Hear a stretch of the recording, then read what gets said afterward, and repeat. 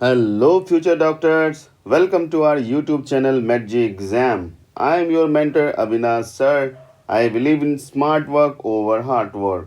और मैं आज रैंक बूस्टर सीरीज पार्ट 6 को लेके हाजिर हूँ और आज का हमारा टॉपिक है formation of Graafian follicles. Let's start now. Actually Graafian follicles और इस पूरे फेनोमेनन जो है वन ऑफ द टफेस्ट में से होते हैं, इसलिए मैंने आज के इस टॉपिक को सिलेक्ट किया है. तो करते हैं स्टार्ट. एक्चुअली जो प्रोसेस स्टार्ट जहाँ से हो रही है वो प्रोसेस को हम बोलते हैं oogenesis. Oogenesis is the formation of mature female gamete. Formation of mature female gamete. Actually जब फीमेल गैमेट की बात आती है तो हमारे पास एक जो टर्मिनोलॉजी है सबसे पहले मैं वो समझाना चाहता हूँ. That is primordial follicle, primary follicle, secondary follicle, tertiary follicle और मैच्योर फॉलिकल और ग्राफियन फॉलिकल्स. ये टर्म फॉलिकल के रिस्पेक्ट में है. और अगर फॉलिकल के अंदर की बात करें तो प्राइमरी oocytes फर्दर दोनों कंटिन्यू मेंटेन रखता है और यहाँ पे secondary oocytes. Right. Actually during oogenesis जैसे प्राइमरी oocytes अंदर के सेल हैं हमारे, राइट, और ये एक सेल की जो लेयरिंग से कवर्ड होती है ये है हमारा प्राइमरी फॉलिकल. ठीक है. और इसमें सबसे इंटरेस्टिंग बात है जो शायद बहुतों को नहीं पता हो और ये क्वेश्चन के फॉर्म में आता है. एक्चुअली ये और इससे बेसिक लैंग्वेज में आप समझो तो प्रीमोडियल फॉलिकल और प्राइमरी oocytes कुछ नहीं है, ये जस्ट एक इनिशियल एग है. और ये फीमेल में बच्ची जो फीटस होती है उसमें एम्ब्रियोनिक स्टेज में, क्योंकि देखो ये एम्ब्रियोनिक स्टेज से प्यूबर्टी तक दिया गया है जब वो मेच्योर हो जाता है, एडल्ट हो जाती है, लेकिन ये एम्ब्रियोनिक स्टेज में ही सारे फॉर्म हो जाते हैं. कि ये जनरल डाटा, ये डाटा आपके लिए उतना इंपॉर्टेंट नहीं है क्योंकि एनसीईआरटी के डाटा को ये मैं समझाऊंगा. राइट. तो ये एम्ब्रियोनिक स्टेज में ही इसका ये फॉर्मेशन हो जाता है. और सबसे इम्पोर्टेंट बात यहाँ पे कि ये टेम्पररी, ये जो प्रोफेज में आके ये टेम्पररी अरेस्टेड कर जाते हैं. Temporary arrested in prophase 1. Right. और ये यहाँ पे जो बनने हैं ये सब एम्ब्रियोनिक स्टेज में बनने हैं और ये डेवलपमेंट आगे प्यूबर्टी तक चलेगा. That means no more oogonia formed and added after birth. यानी ये बर्थ के बाद ये कुछ ऐड नहीं होंगे, यही आगे चलेंगे. और ऑब्वियसली जब ये नहीं ऐड हो रहे हैं और नहीं फॉर्म हो रहे हैं तो ये डिजेनरेट करेंगे, आगे नंबर ही कम होगा. तो next primary follicles.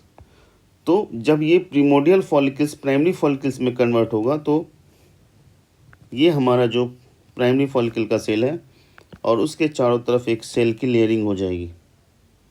Right. That means each primary oocytes is surrounded by a layer of granulosa cell. जो है ग्रेन्युलोसा सेल से कवर हो जाएंगे और इसे बोलेंगे called primary follicle.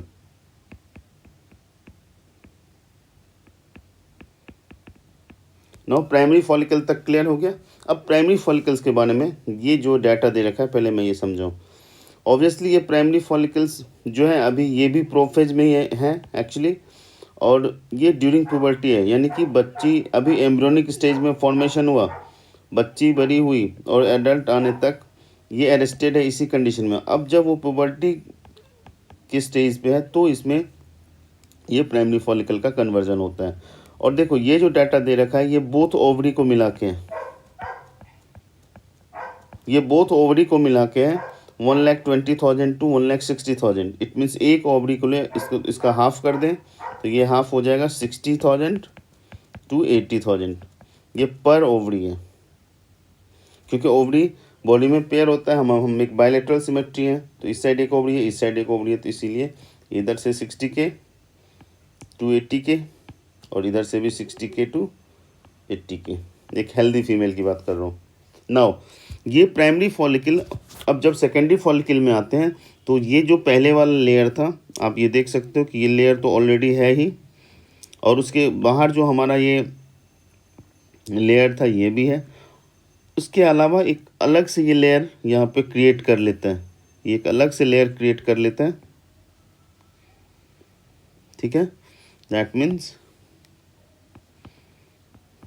Primary follicle surrounded by more layer of granulosa cell, right. तो ये सेकेंडरी फॉलिकल हुआ, और सेकेंडरी फॉलिकल के साथ यहाँ पे ये इसके अंदर जो प्राइमरी oocytes अभी भी प्रोफेज में है, आप देख सकते हो यहाँ से यहाँ तक प्रोफेज में। और एवरी मेंस्ट्रुअल साइकिल, यानी अब वो पुबर्टी पे आ चुकी है, अब यंग हो चुकी है, तो जो फीमेल जो फीमेल में मेंस्ट्रुअल साइकिल होगा तो ईच मेंस्ट्रुअल साइकिल में ये कन्वर्ट होंगे और ये मैच्योर टर्शरी फॉलिकल और ग्राफियन फॉलिकल में फॉर्म में होंगे। ऑब्वियसली इसकी प्रॉपर्टी हमारे लिए बहुत इंपॉर्टेंट है। तो इस प्रॉपर्टी को अगर हम देखें, नंबर फर्स्ट, इस केस में जो अभी टर्शरी फॉलिकल है यहाँ पे एक कैविटी मिलती है, उसका नाम है एंट्रम। आपसे पूछा जाएगा नीट में, काफ़ी ये पॉपुलर हिट क्वेश्चन है। एंट्रम जो है वो कैविटी है कहाँ पे है, तो वो एक टर्शरी फॉलिकल की कैविटी है। ये कैसी है, ये फ्लूइड फील्ड है, राइट। अब देखो, अब oocytes के बारे में आ जाते हैं पॉइंट्स। प्राइमरी, काफ़ी इंपॉर्टेंट है, इस लाइन को आप नोट करोगे, primary oocytes within the tertiary follicle, within the tertiary follicle, primary oocytes within the tertiary follicle grow in size and completes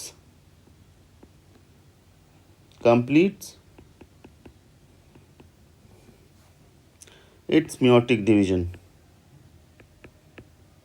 actually first meiotic division complete तो पूरा आगे भी चलेगा, तो यानी कि ये जो अभी प्रोफेज है ये कंप्लीट हो जाएगा, और ये अनइक्वल डिवीजन होगा।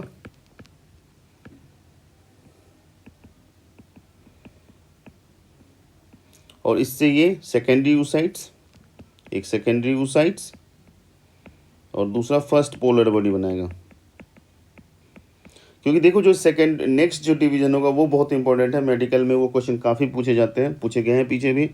नाउ देखो, ग्राफियन फॉलिकल्स तैयार हो गया, जो हमारा ये मैच्योर टर्शरी फॉलिकल्स हैं। एक्चुअली होता क्या है कि ये सब हमारे कहाँ पे चल रहे हैं, देखो ओवरी यहाँ पे है जो एक सिलोमिक कैविटी में है, और यहाँ पे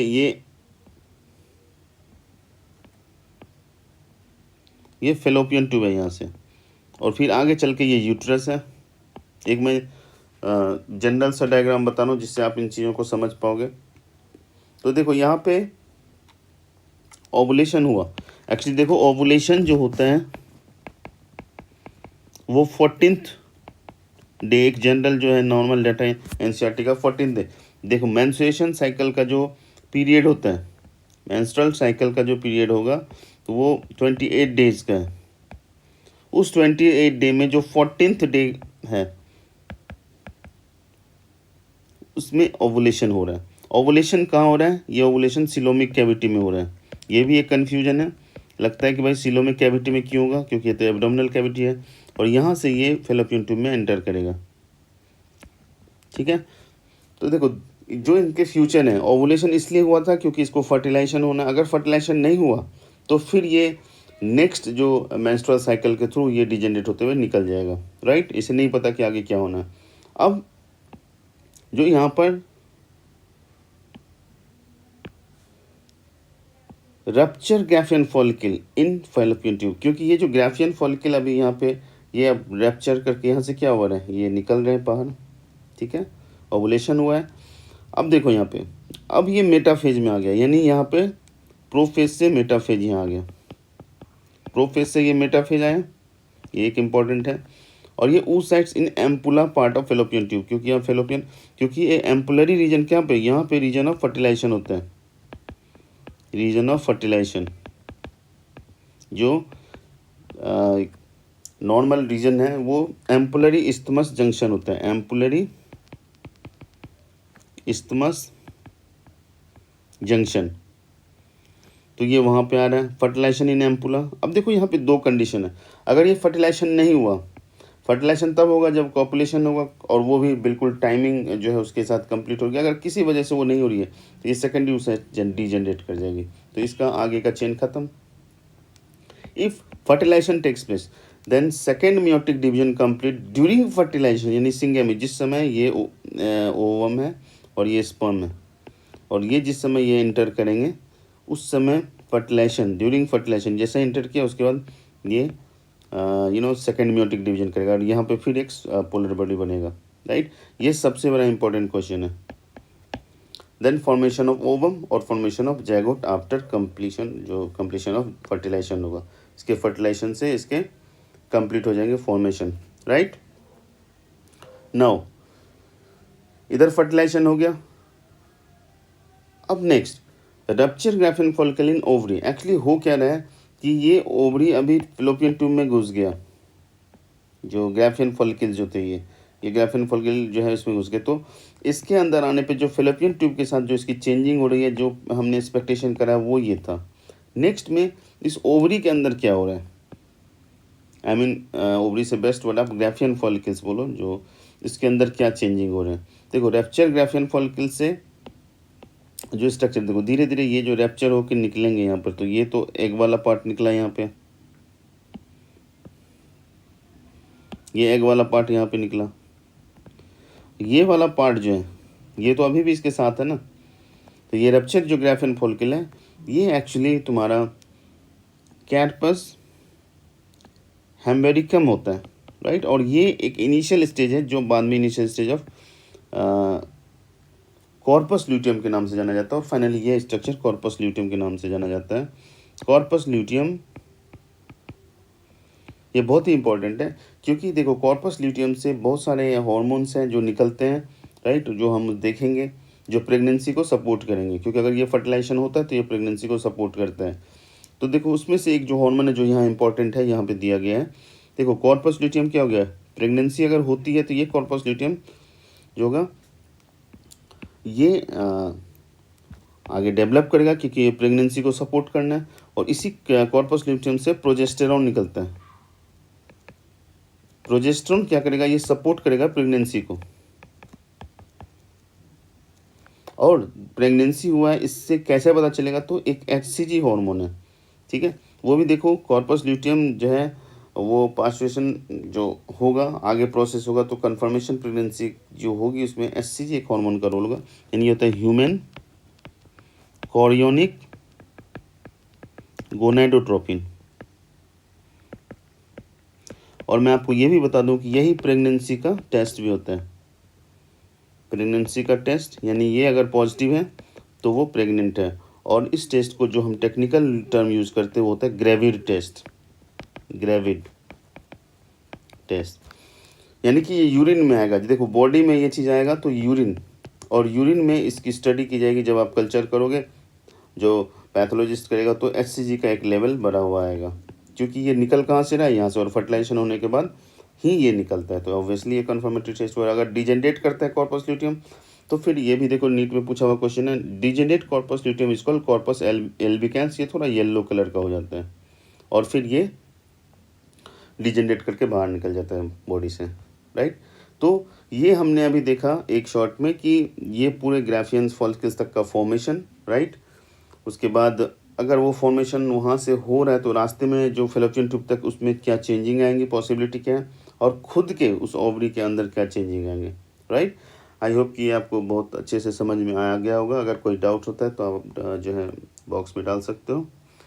चलता रहूँगा पथ पर, चलने में माहिर बन जाऊँगा, या तो मंजिल मिल जाएगी या अच्छा मुसाफिर बन जाऊँगा। तो मेरे फ्रेंड्स, मेरे दोस्त, you can download the PDF also. Link has been given in the description box. If you really like my efforts, please like, share and subscribe. Bye bye, future doctors.